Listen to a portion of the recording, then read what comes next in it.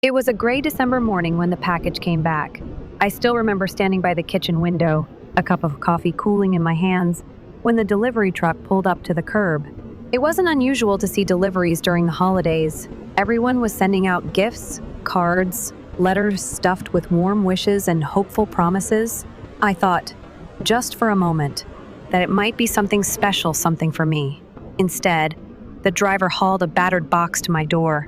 The same box I'd sent out 2 weeks ago, carefully wrapped, with hand-picked presents inside for each member of my family.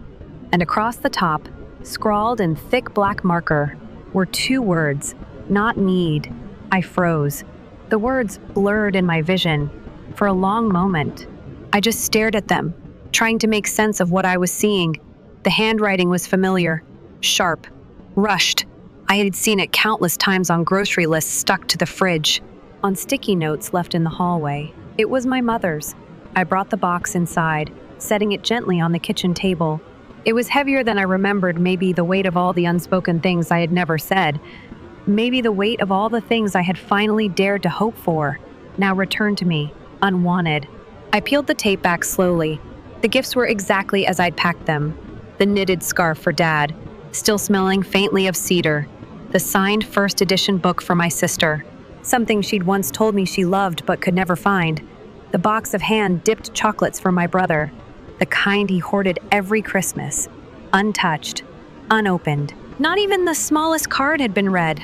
I knew because I had tucked tiny notes into each one. "I thought of you when I saw this," or "I hope this makes you smile." Now they lay there, their ink bleeding slightly at the edges from the cold. I sat down at the table and just looked at it all. My chest was hollow. My hands were trembling, though I tried to still them. Part of me wanted to laugh. Part of me wanted to cry. Mostly, I just felt tired. I thought about last Christmas and the one before, the years I had traveled across states, spent hours braving airport lines and icy roads, just to be there on time, arms full of gifts and heart full of longing.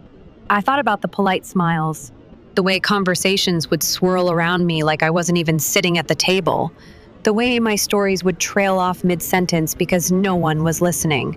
I thought about the years before that, when I still believed that if I just tried hard enough, if I just found the right present, said the right thing, wore the right clothes, maybe they would finally look at me the way they looked at each other. But deep down, I'd always known. I was the extra, the afterthought. Not the one they bragged about at family gatherings. Not the one whose accomplishments got framed and hung in the hallway. I was the one who made too much of a fuss, who took things too personally, who never quite fit in. Still, every year, I sent gifts every year. I wrote cards with trembling hope hidden between the lines. And now, they had sent it all back, with a message so clear it cut sharper than any knife, not needed. I closed the box carefully. I did not cry. I did not scream. I sat in the kitchen until the afternoon light faded into a dull blue, and the house grew cold around me. And for the first time in a long, long time, I let the truth settle into my bones. They didn't want me. Not my gifts, not my words, not even my presence. I was not needed. The realization didn't crush me the way I thought it would. It freed something inside me instead. I stood up. My body felt heavier, but my mind was sharp, clear. This time, I wasn't going to beg. I wasn't going to chase after love that was never freely given. I looked at the box one last time, sitting on my table like a silent accusation. "All right," I whispered to the empty room. "You don't need me." My voice did not break. "But what you don't know yet," I said, feeling something fierce and unshakable stir inside me, "is that from now on I won't need you either." And that was the moment I knew. I was done waiting for them to see me. I was done waiting for a place at their table. I was going to build my own. I guess to truly understand what that returned box meant to me, you would need to know how long I'd been carrying this invisible weight. It wasn't just one Christmas. It wasn't just one gift. It was years, no, decades of being the extra person, the afterthought. Growing up, I was the child who never needed much. Or at least, that's what they like to say. She's independent. My mother used to tell everyone with a smile. While she fixed my sister's dress, combed my brother's hair, double-checked their homework. Meanwhile, I packed my own lunches, sewed my own hems, learned not to ask for rides, or money, or time. They loved to parade my siblings' achievements, the scholarships, the promotions, the weddings. When I got accepted into university with a full scholarship, my father patted my shoulder absent-mindedly and said, "Good job, kid," before returning to his conversation about my brother's new car. At every family dinner, every holiday gathering, there was a subtle choreography I learned too well. Stand to the side, smile enough to be polite, but not enough to seem needy. Laugh at the jokes made at your expense. Offer help with the dishes. Always offer help. Leave early, so no one has to feel guilty about ignoring you. I remember one Christmas when I was about 21. I had saved up for months to buy everyone thoughtful gifts, things they had mentioned offhand and probably forgotten about. I wrapped them carefully, added handwritten notes to each one. When the time came to open presents, my gifts were stacked at the very bottom of the pile, barely noticed. My sister unwrapped a brand new designer handbag from my parents and squealed in delight. My brother got an expensive watch he had casually mentioned once. And me, a clearance sale scarf with the tag still on, from my mother, size 50. I remember holding it in my lap, the synthetic fabric prickling my skin, and smiling, always smiling, because that's what was expected of me. You would think I'd have stopped trying after that. Maybe I should have. But part of me still believed that if I just worked harder, was kinder, more generous, they would see me. Over the years, I sent birthday cards no one acknowledged. I made long drives to family events where no one noticed if I was missing. I offered help during illnesses and crises, only to be told, "We don't want to bother you." And yet when they needed something inconvenient, something ugly, something exhausting somehow, it was always me they called. Moving day, emergency babysitting, awkward hospital visits. Oh, tell her. She's the dependable one. She won't say no. Dependable, invisible, interchangeable. And I fed that machine year after year, telling myself it was love, it was family, it was what you do, until that box arrived back on my doorstep, until I saw, in black marker on the side of the crumpled cardboard, "Not needed." No card, no apology, no explanation, just 2 words that, somehow, summed up a lifetime. I sat on the floor next to that box for a long time, staring at it. It was almost funny, in a way, how something so small, something that might have seemed trivial to someone else, could crack the dam inside me. The dam I'd spent my whole life patching up, telling myself it was fine. It didn't hurt. It didn't matter. But it did hurt. It did matter. And maybe, just maybe, I had been lying to myself far more than they had ever lied to me. I wasn't independent. I was abandoned. I wasn't low maintenance. I was unwanted. And all those years of swallowing it down, trying harder, giving more, had led to this. A cardboard box, a black marker, and a message I would never be able to unsee. That night, as I sat there in the dim kitchen light, something inside me shifted. Something final, something cold. I didn't cry. I didn't rage. I didn't even call them to demand answers. I simply realized this was who they were.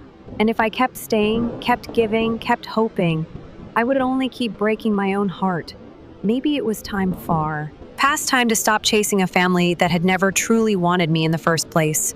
Maybe it was time to give myself permission to walk away.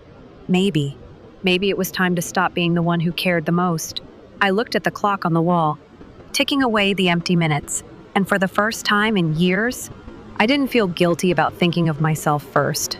I was tired. So tired, and I was done pretending it didn't hurt.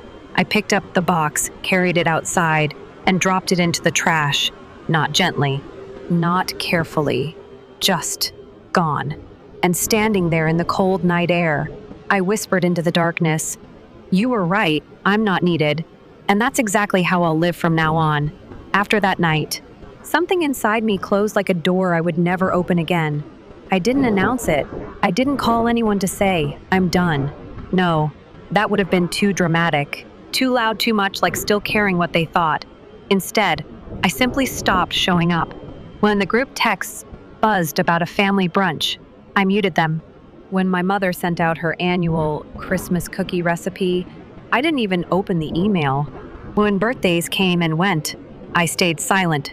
No cards, no calls, no gifts wrapped in trembling hope.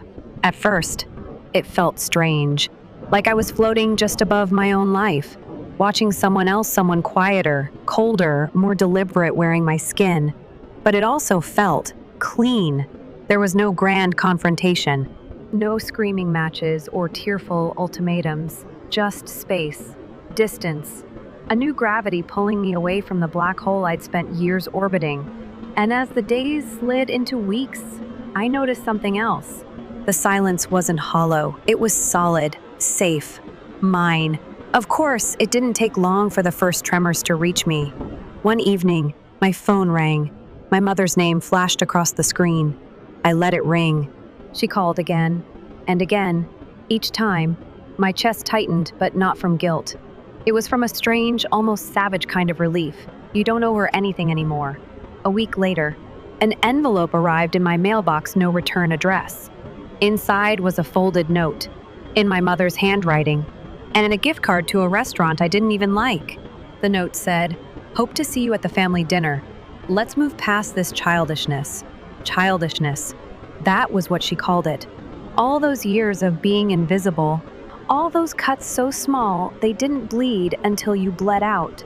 And now, when I finally stopped offering myself up on a silver platter, they called it childish.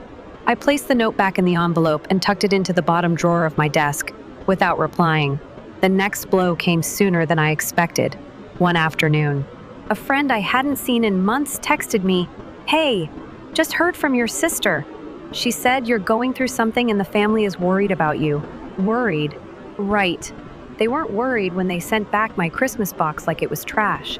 They weren't worried when they overlooked, ignored, discarded me for decades. No. They were worried now because they had lost their convenient scapegoat, their reliable backup plan.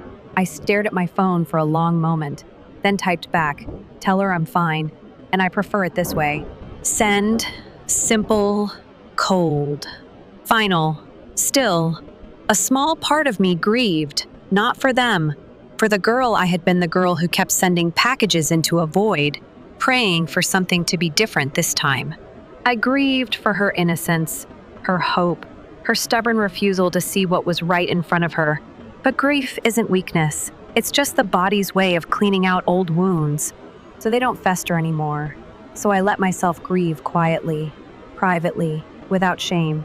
And while I grieved, I also started making plans. Small ones, at first. A trip I had always wanted to take but never did because someone might need me. An application for a new job one farther away from the city where they lived. A savings account opened under a new name, just for me. Each step was tiny, insignificant almost, but they were mine. Each act a brick, building a new foundation where I could finally stand without crumbling. Meanwhile, the calls from my family kept coming. Texts, emails, little passive-aggressive digs masked as concern. "Hope you're okay. It's not healthy to isolate yourself. Family is family, you know. Maybe you should talk to someone about your issues." Issues. They still couldn't see that the issue was never me. The issue was a lifetime of being asked to swallow every slight, excuse every insult, minimize every hurt to keep the illusion of a perfect family intact. And I wasn't playing that role anymore. I didn't owe them loyalty that cost me my dignity. I didn't owe them love that came with conditions attached. I didn't owe them anything. One evening, I sat in my new apartment, small, cheap, but sparkling with unfamiliar freedom, and wrote in my journal, "This is the year I stopped begging to be loved by people who are incapable of it."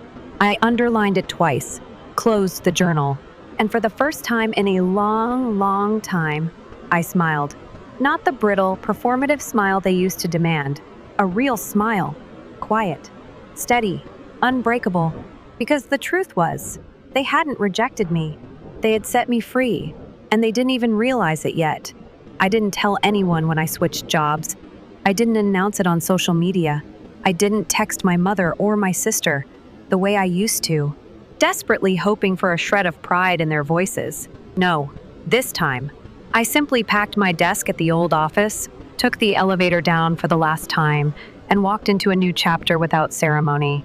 My new office was smaller, quieter, tucked in a building where no one knew my last name, my family's history. or the expectations I had spent my whole life suffocating under. It felt like breathing clean air after years of smog.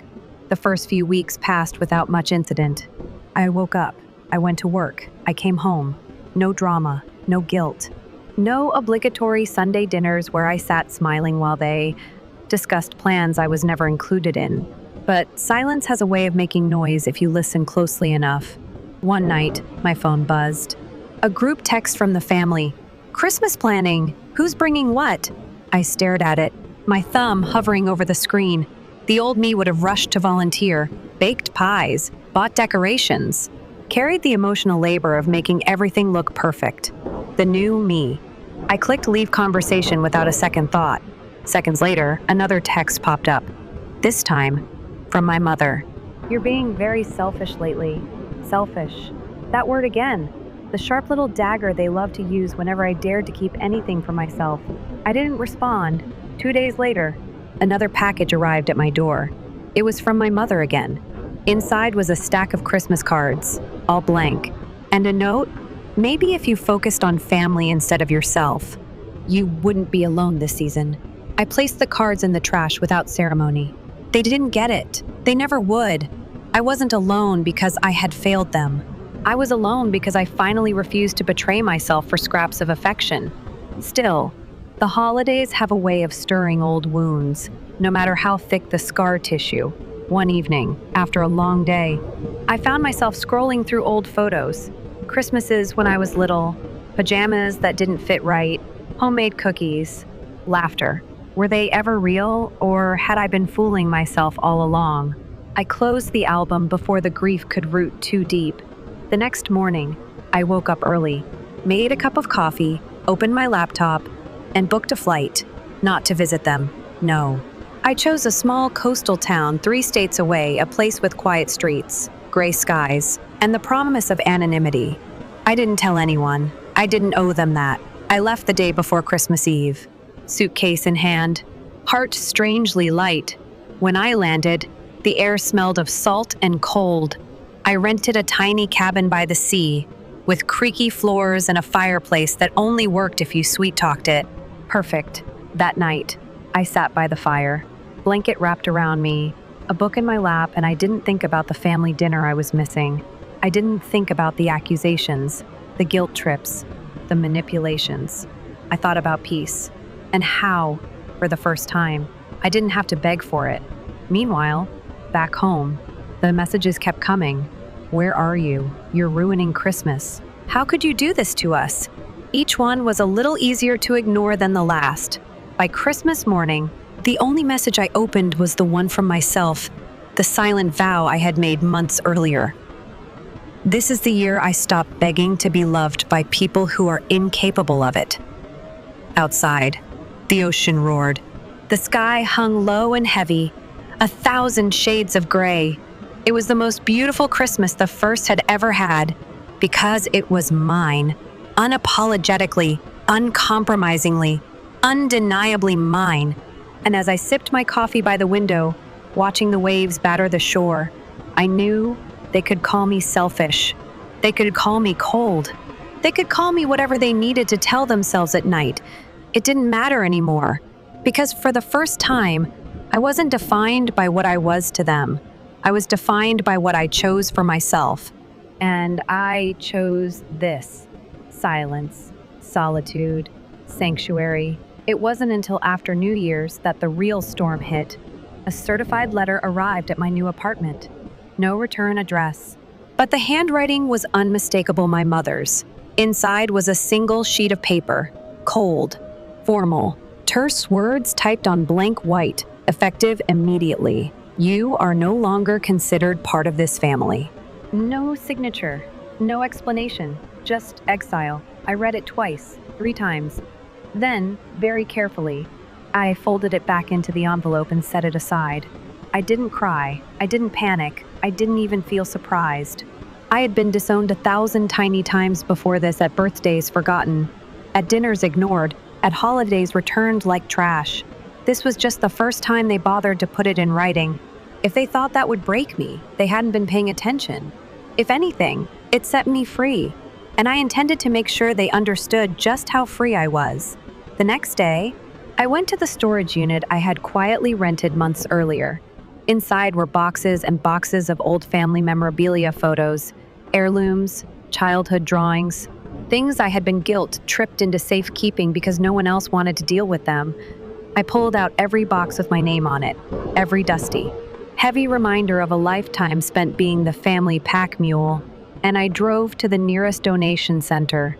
Didn't call, didn't text, didn't ask permission. I signed the forms, handed over the keys, and walked away without a backward glance. Let them wonder where their priceless memories went. Let them realize that I was no longer their storage closet, their safety net, their easy scapegoat. A week later, the calls started. Blocked numbers, anonymous emails. You've gone too far. You'll regret this. Family is forever. Funny, isn't it? How they scream family only when it suits them. Meanwhile, I was busy building something better. In the quiet of my little apartment, I painted the walls a soft gray, hung up art that spoke to me, adopted a scruffy rescue dog who looked at me like I was the entire universe. I went to work, made friends, learned to cook badly but enthusiastically, laughed at stupid sitcoms, fell asleep without bracing for the next blow. Real life unfolded in all its messy, beautiful imperfection. And then, the final blow arrived, in the form of a wedding invitation. My sister's, hand-delivered, no less, by a courier who looked almost embarrassed to be handing it over. I opened it with steady hands.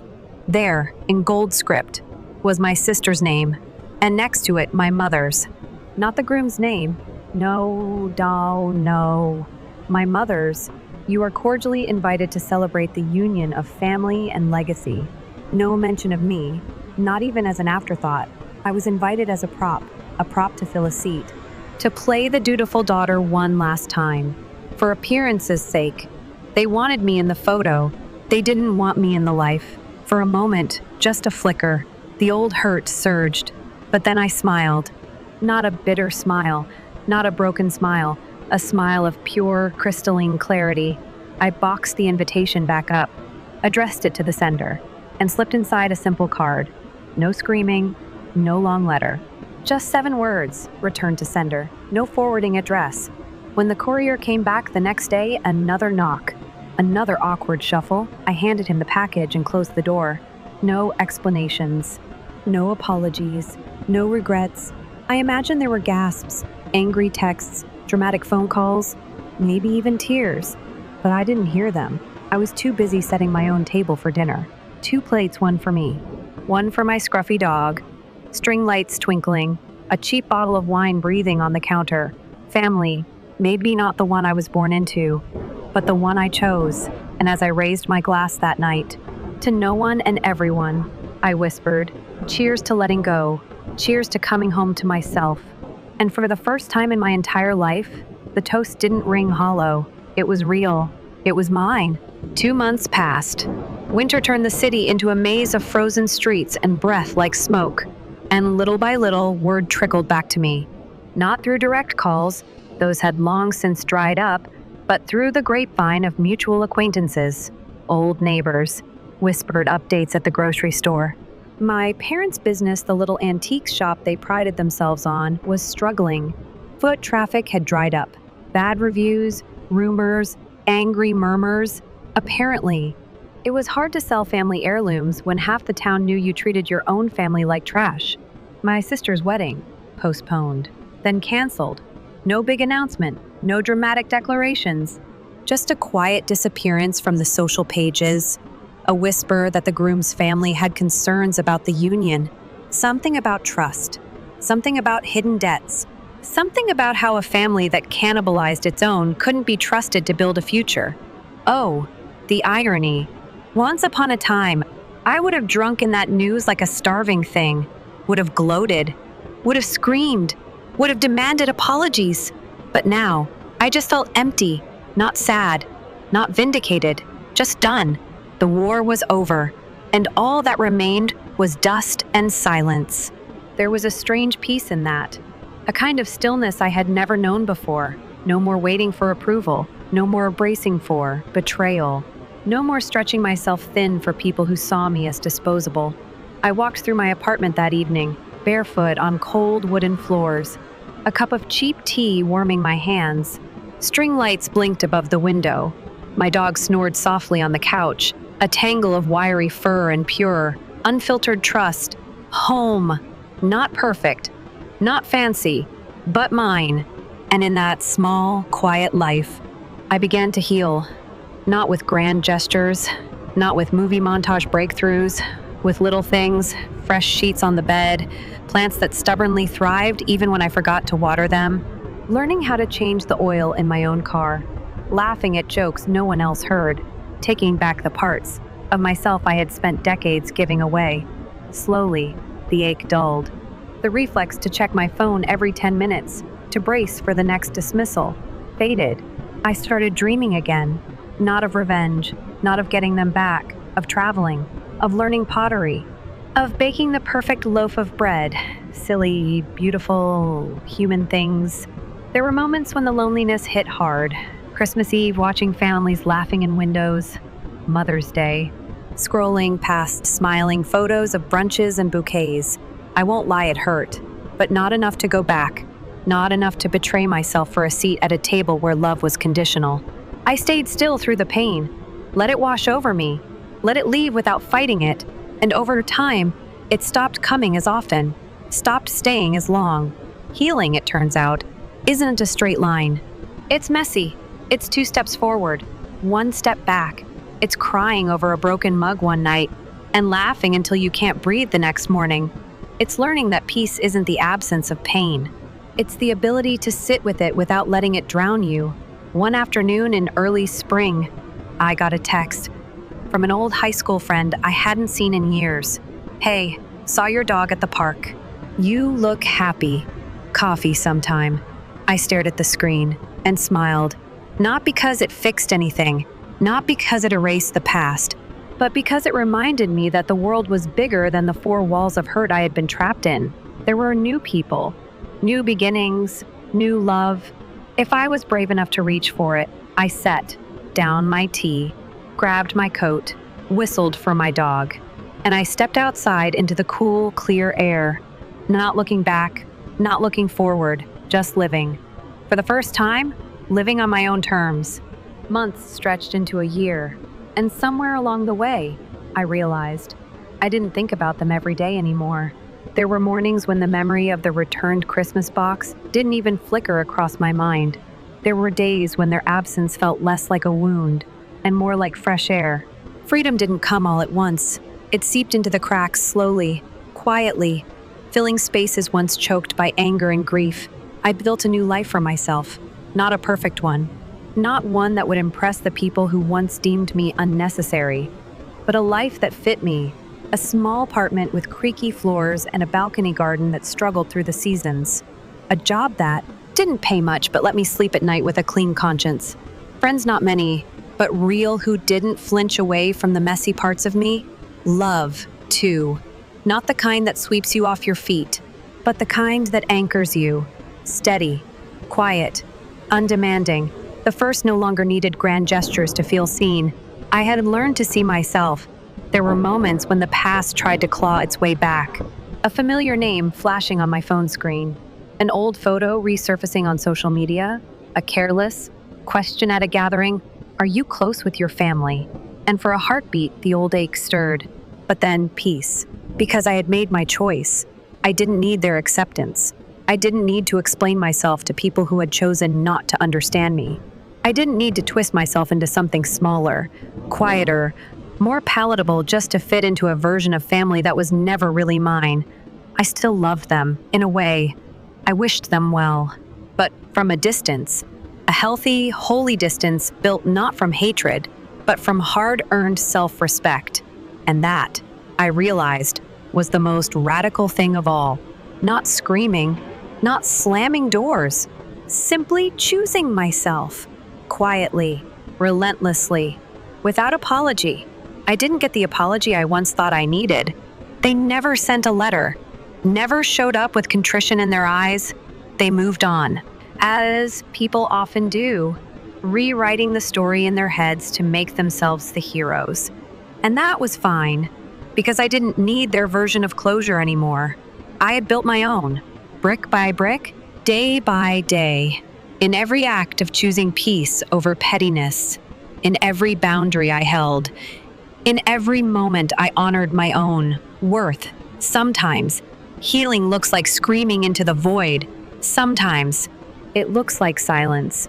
I chose silence, not the heavy, shameful kind that once bound me, but the light, soaring kind that tastes like freedom. I still send Christmas gifts sometimes. To my friends, to charities, to strangers who will never know my name, not because I expect anything in return, but because love, real love, doesn't need to be earned. It just is, and somewhere out there, maybe on a snowy morning when the world feels kind and new, someone will open a box and smile, and they'll never know it was packed by someone who once had a whole box returned with the words, "not needed." They'll just know they were thought of, that they mattered. And that, in the end, is enough for me. If you've ever stood outside the warmth of a family and wondered what was wrong with you, if you've ever sent your heart out, only to have it returned unopened, know this: you are not too much. You are not unworthy. You are not unnecessary. You are a whole world, waiting to be claimed. And sometimes, the bravest thing you'll ever do is walk away from the people who made you doubt that. Walk away and walk toward yourself. I did, and it was the best thing I ever did.